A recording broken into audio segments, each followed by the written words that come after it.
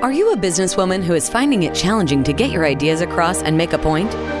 Welcome to Speakers Who Get Results with Elizabeth Bachman, a podcast dedicated to helping women get the visibility they want, whether making a speech or talking in a meeting. Every week, get valuable lessons from Elizabeth or learn from her roundtable conversations with experts and speakers on how to make a difference, not just a point. On to the show with your host, Elizabeth Bachman. Hello and welcome to Speakers Who Get Results. I'm Elizabeth Bachman, your host, and this is the podcast where we interview experts from around the world on topics such as leadership, visibility, presentation skills, cross-cultural communication. My guest today is Angela Santi from Italy, who also speaks about helping women in leadership. Before we get to the introduction, though, I'd like to offer something for you. If you're interested in finding out how your presentation skills are strong, where they're helping you, where they might not be helping you, you can take our free 4-minute quiz at speakforresultsquiz.com. That's www.speakforresultsquiz.com. And there in 4 minutes, you can see where you are strong with your presenting and where perhaps a little support might get you better results and the recognition that you need. Also, be sure to go over to YouTube, check us out, our YouTube channel, and you can see these people live, my wonderful guests, and you have an idea of more how we do this, how we present ourselves visually as well as audio. Angela Santi, I am delighted to have with me. I found that she has such a font of wisdom. She talks about creating la Dolce Vita in your life, especially if you are overworked and overburdened with responsibility. Her official bio is Italian by birth and cosmopolitan by vocation. Angela Santi is a one-of-the-kind Dolce Vita Lifestyle Designer for elite entrepreneurs, executives, and experts. She is fiercely protective of her craft. That's the art that's behind the science, behind the good life. And as such, she's pioneered the 4 pillars of Dolce Vita Life Mastery Model. Working privately with a select group of ultra-high performers and global leaders, her Mediterranean-infused methodology helps today's high flyers ascend to unprecedented levels of success while living the Dolce Vita. And that is, of course, the signature Italian lifestyle. Through her bespoke Best Life Blueprint, she creates a transformational implementation of daily business and personal routines, as well as habits that can fall effortlessly into place. It is a level of alignment and holistic success that's born of Angela's unique perspective as a world traveler based in Northern Italy, the world's sweet spot where creativity, productivity, and Dolce Vita naturally collide. So now, on to our interview with Angela Santi. Angela Santi, I am so glad to get you on Speakers Who Get Results. Hi, buongiorno. Hello. Buongiorno. I'm so happy to meet you. We met a couple of months ago, actually 6 months ago or so. We're both in a group of high-powered women entrepreneurs and coaches and so forth. And it was as if I had met, that we'd known each other our whole lives. We just hadn't met until now. So I'm delighted to have you here. Before I go into the conversation, the coaching part, let me ask you who your dream interview would be. If you could interview somebody who is no longer with us, who would it be? What would you ask them? And who should be listening? Okay, so this is a very good question. And my answer is that I would really love to interview the late Elizabeth Margaret Angela Bauer-Litten, who is known as the late Queen Mother. Of England, right? Yes, of England. Yeah. Yes, the nice old lady, all dressed in, those pastel colors. Why I would like to interview her? She's a very intriguing woman, and she is what I would call a discipline rebel. So why? Who is a discipline rebel? A discipline rebel is a person who has their own ideas and is very disciplined in these ideas, but is also disruptive, the other hand, and they're not taking for granted anything for granted. So they have their own rule and they stick to their own rule, which doesn't mean to be like maverick at all costs or just being against society. It's just I take the good of that and I left what I don't want. So a disciplined rebel is a pioneer. I love that.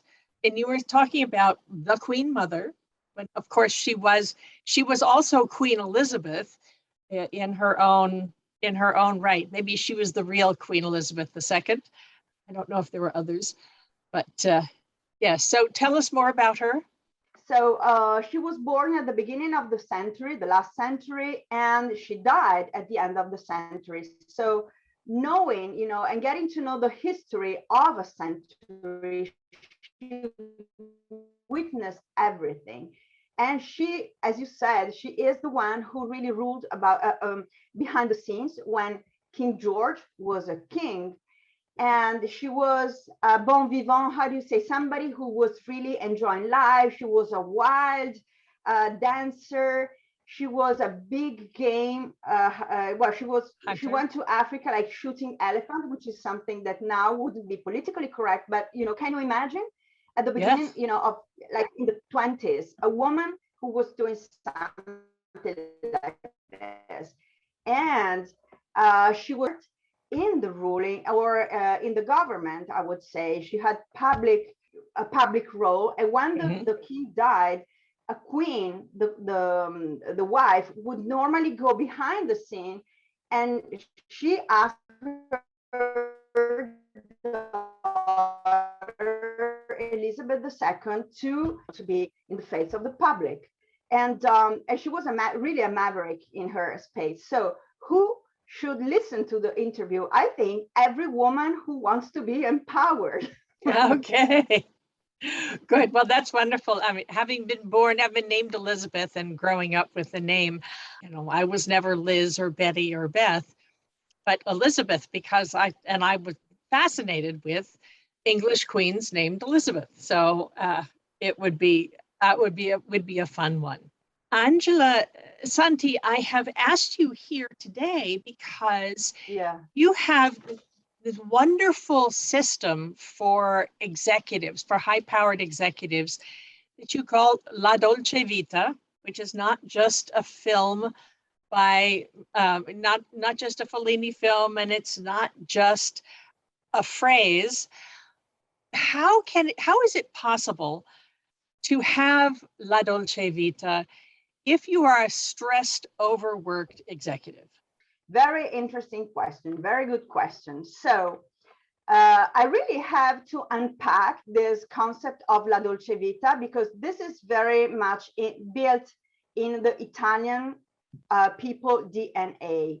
So what is it? It is, first of all, I would like to say that Italians, contrary to the stereotype, are not playing the mandolino and eating pizza or the fevers. But when we are not working, we live in a light-hearted way, and we are productive, but it's not, like productivity at all costs. Even the most workaholic Italian is not as workaholic as any American. So what is this La Dolce Vita? So La Dolce Vita is really enjoying the moment, enjoying what you do, and live lightheartedly. And my method is based on 4 elements that are the Vita elements. Vita is an acronym. Vita stands for vitality, and then I unpack them for you. I is inspiration, T is techniques, and A is assets. So vitality. So you need to have in place the right habits and routine that help you be energized, lively, and most of all, these routines must be the routines that sustain the goal that you want to support, the goal that you want to support. They must be aligned with the the lifestyle that you want to create, because sometimes we are just busy because we're used to be busy, and we keep putting things in our to-do list just because for the sake of that, or because we've always done like that. So it's really important that you have in place the right habits and routine, and you and that you have a healthy lifestyle, like for eating the right things and stopping, like have lunch break, and all those things. It's very broad. And inspiration is really a mindset.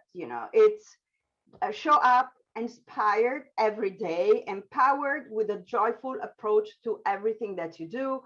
And whatever, something feels strange, just stop and ask yourself, is it the right thing that I'm doing? Is it really what I want to do? And techniques are the way you implement all that. So they are really very concrete, and we're talking about setting boundaries and delegating and being organized at home, in your business. And just to take some examples, and assets are the skills. So skills are your most important asset. And when you want to really implement all that, you need the skills to do that, and you can learn. Even setting boundary is a skill. This is wonderful, and I'm excited to hear about this, because certainly we all know about being overworked. Tell us a little bit about the people who come to you who realize that they need you. Okay, so it's men and women, and it's people that are high achievers, very much driven. They are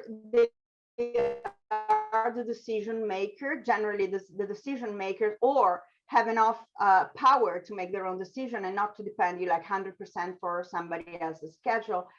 And that, like in their life, something happened and they had this reality check, maybe even just going on vacation, taking a month vacation, or being at home during the pandemic, and thus being overworked wasn't really serving them to reach their goals. And moreover, they were depleting their life and their energies, because it's very important that your lifestyle goals are aligned with your business goal. Otherwise, there is no sense. I mean, we have only one life.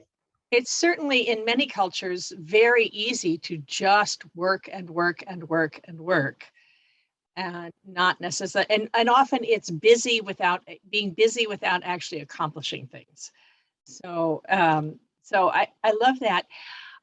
I know you had a corporate career.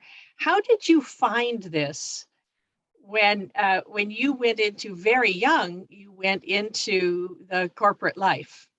Yes, I went into the corporate life because my family called me in the family business, and we were distributors for all northern Italy of supercars, luxury cars like Ferrari, Maserati, and all that. And my role, they were like, okay, so we have the role for you, and the role for you is HR development and organizational development, typically the feminine things. And I was super excited because I really love it.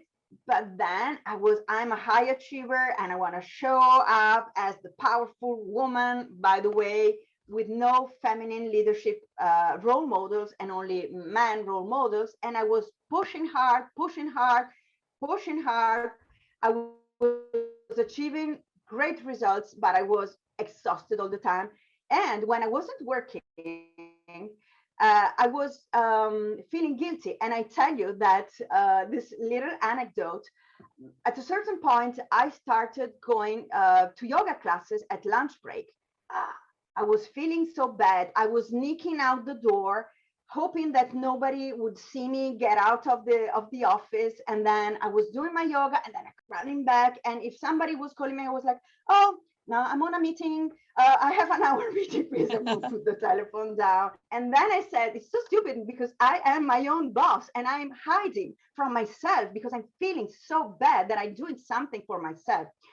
So then the crisis, 2008 crisis hit and we lost everything. And I was like, why was I doing, everything for this? So I really reconnected with myself, with what I am, the person that I am. And I was like, I'm not this workaholic, this is not the way of being. And this is not even the true Italian and the best way of showing up when you want to be productive. So I started, studying again. I went back to our Italian roots, to the whole idea of optium and negotium, which is active life and inactive life. And I remember that the Roman Empire was built on this alternation of being active and being inactive, which doesn't mean becoming a couch potatoes. And even being active is being active in something that really is empowering and is enlightening, not being busy for the sake of it. This is wonderful. I'm curious. This is an international podcast, and you are based in Bologna, Italy. This is a conversation that's around with a lot around work-life balance, and it's one of the things that we are still having spent a year and a half at this point in and out of lockdown. I think it's one of the reasons why the labor market has changed so much, because people had time at home and realized, maybe they wanted more time at home, or decided they wanted less time at home. Let me get back to work where I don't have little children crawling all over me or whatever.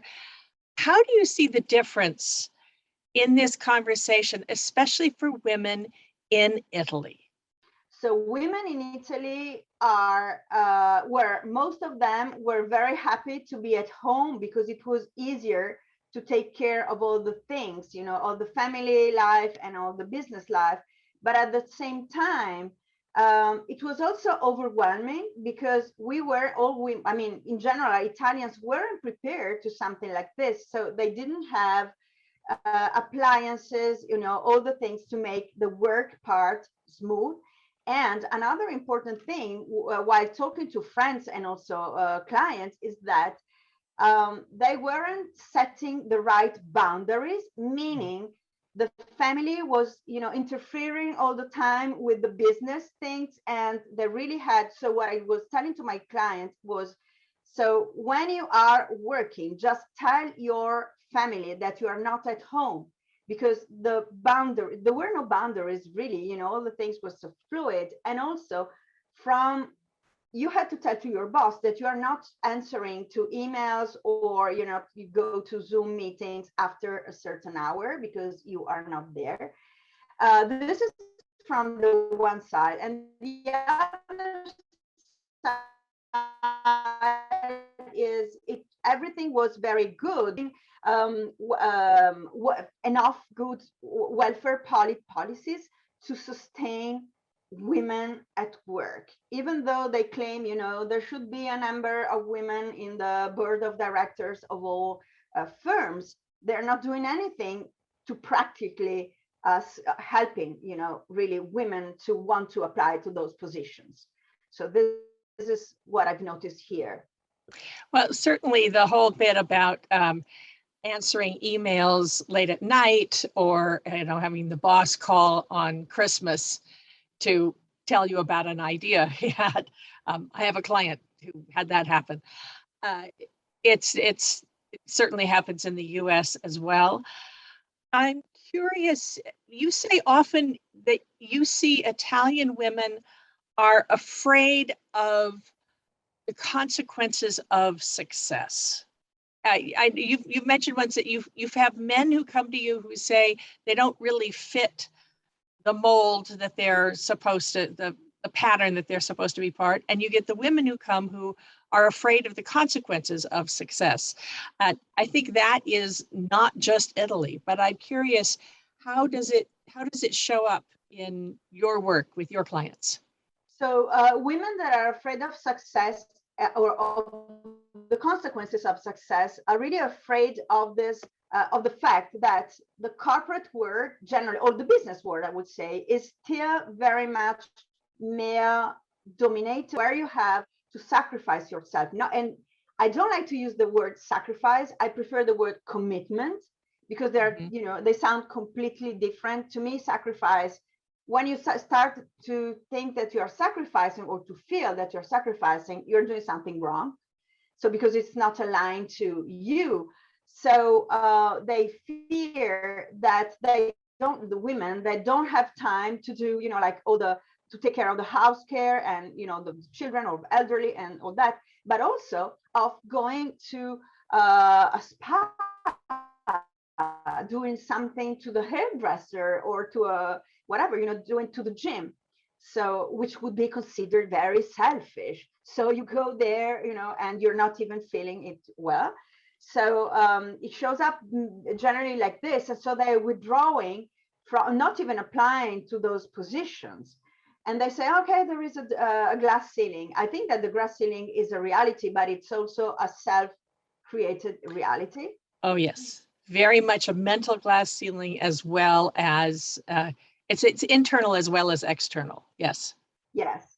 Whereas men that come to me are not the typical stereotype of the alpha businessman, I would say.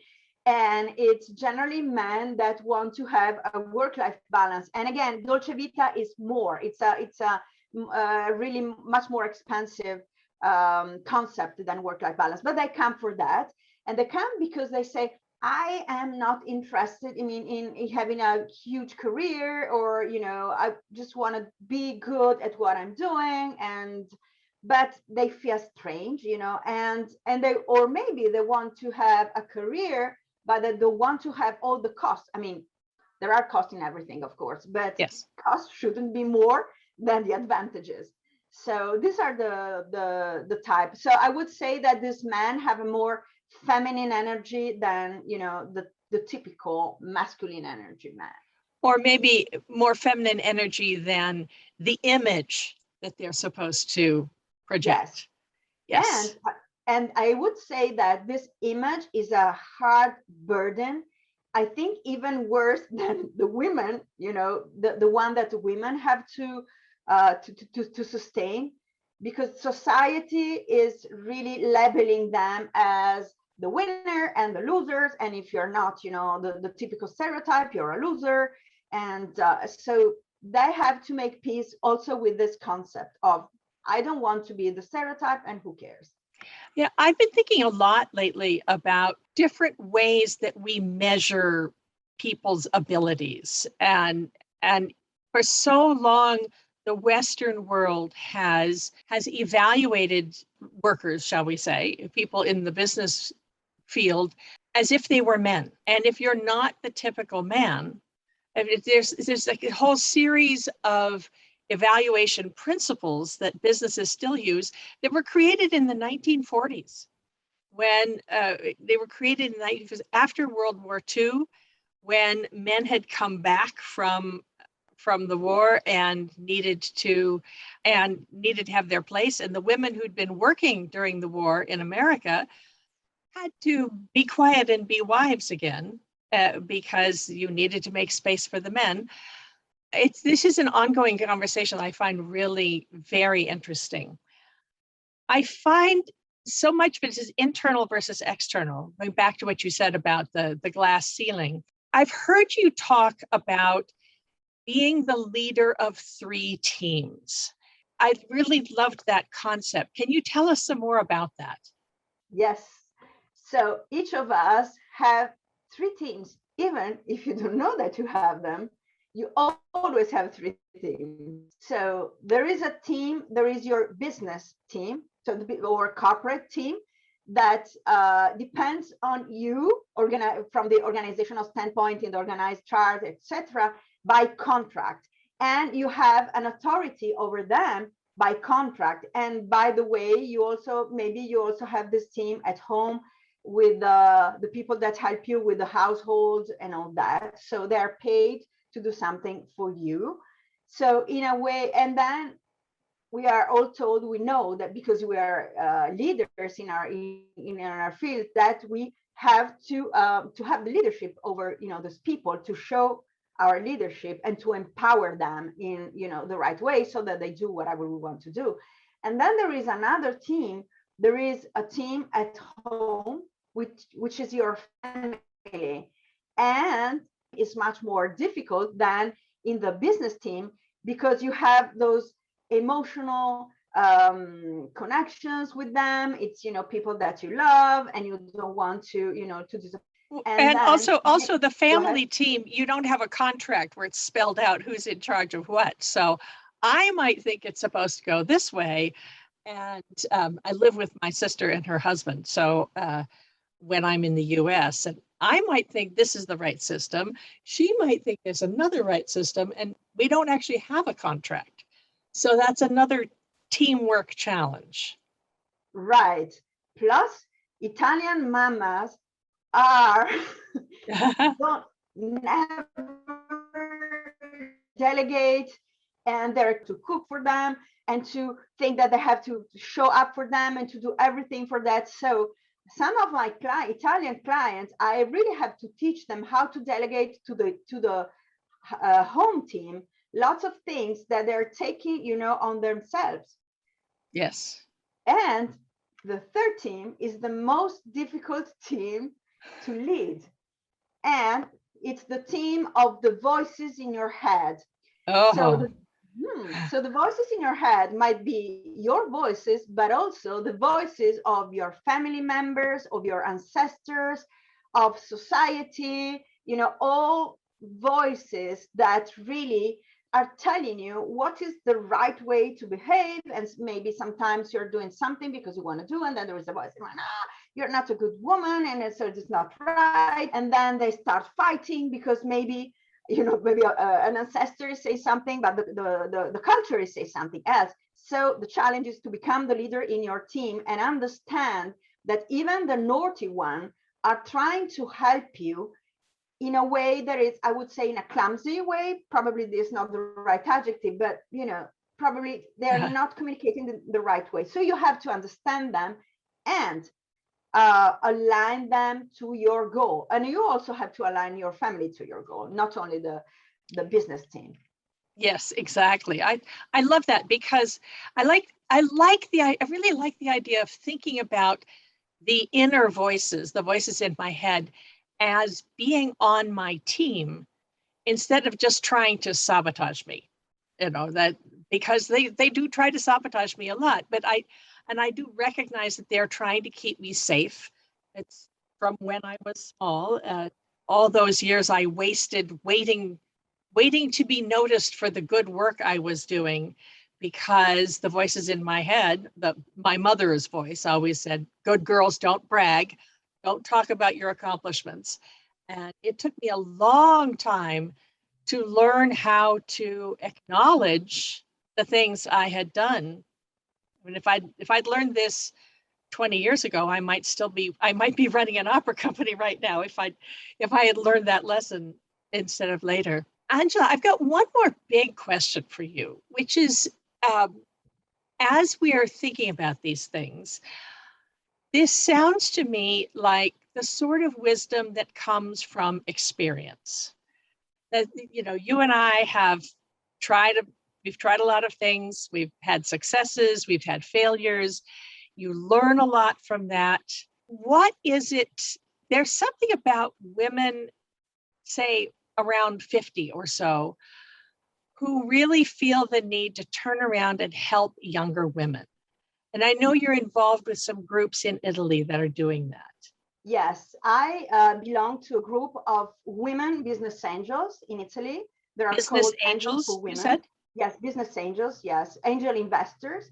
Uh-huh. And what we do is we invest in startups, women that are led by women or founded by women, or at least that the majority of, is women.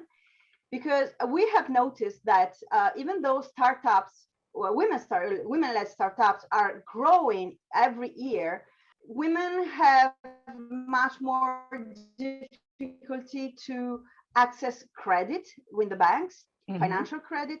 And there is also another interesting thing and an interesting stereotype. Women are not tech-wise, financial-wise, or, and what we've noticed is that the majority of those companies are in the tech field, IT, and and all that, in science and all that. So we do that because it's a different way. It's even a more relaxed way to be successful. And then you share your experience, because you also mentor them. And by the way, another thing that I've noticed is that women-led companies are impact driven, like not just money driven, but impact. And you can have both. I think that women are right. Yes, definitely. And I think that the whole world is going in that direction. Yes, I do. I think so too. I think it's one of the things I'm really excited to see happening in business. This is really, I think about reaching out to help people. I think about an image I saw the other day of the great Supreme Court Justice Ruth Bader Ginsburg, who was such a mover and such a force for women's rights. And I don't know if she said this or if the person who created the images, but the image said, "I have not left you. I have passed you the baton. It's your turn. Now get out and fight." And, fight against the ways people are trying to, are still actively or passively pushing women down. And I think it is something that has really stuck with me. Angela, this has been such a delight to have you here on Speakers Who Get Results. What is one thing of all the things that you talk about, and I will be posting links for all the things that you talk about. What is one way we could start? If somebody's listening and they just say, "Oh, this is me, she's talking about," where is a place to start? So the place is to start is to check out what your business goals are, what your lifestyle or life goals are, and to see if what you're doing, your habits, are really taking you in the direction, and if those two goals are aligned, or if they are, like going astray. And then commit to change one thing a day and be disciplined in your rebellion. What I would like to see is really a revolution in the workplace where everything, everybody is thriving, but is having the most beautiful and Dolce Vita in their life. So, but it has to start from us. So refuse the status quo and step by step, go ahead. Choose the sweet life. I love that. Yeah. Thank you so much, Angela. It's been a delight to have you as a guest. This has been Speakers Who Get Results. I'm Elizabeth Bachman, your host. And don't forget, if you're curious how your presentation skills are strong, you can take our free 4-minute quiz at speakforresultsquiz.com. That's www.speakforresultsquiz.com. And there in 4 minutes, you can see where your skills are strong and where perhaps a little support could get you better results and the recognition that you deserve. Don't forget, if you want to actually see rather than listen, check out our YouTube channel at Strategic Speaking for Results. You can find videos. You can see how wonderful Angela Santi looks, how wonderful I look, and check us out on YouTube and subscribe. Please tell your friends.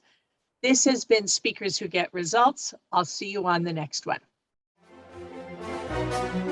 We have just concluded another great episode of Speakers Who Get Results with your host, Elizabeth Bachman.